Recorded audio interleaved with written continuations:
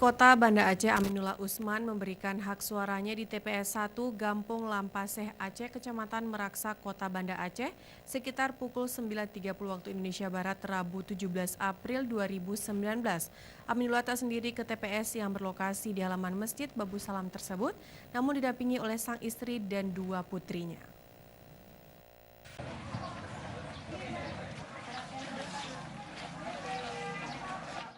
Pemilihan Presiden dan Pemilihan Umum Legislatif 2019 dilaksanakan pada hari ini, Rabu 17 April 2019.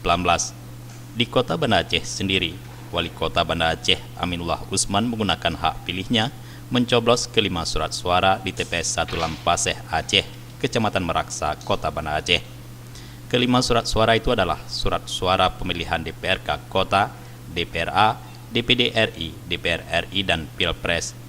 Seperti warga lainnya di Lampaseh Aceh, Aminullah didampingi istrinya Nurmiati AR hadir ke TPS tepat pukul 9.30 WIB.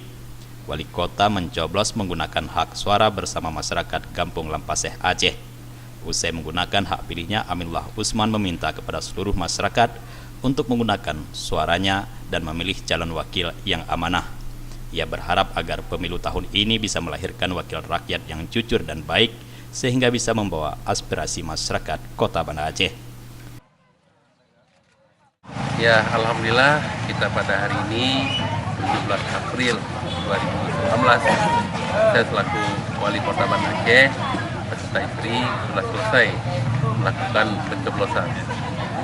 Alhamdulillah juga masyarakat sangat ramai yang datang untuk memberikan suara, karena masyarakat sudah tahu bahwa satu suara itu menentukan untuk pembangunan Indonesia, pembangunan Banda Aceh, dan pembangunan Aceh ke depan.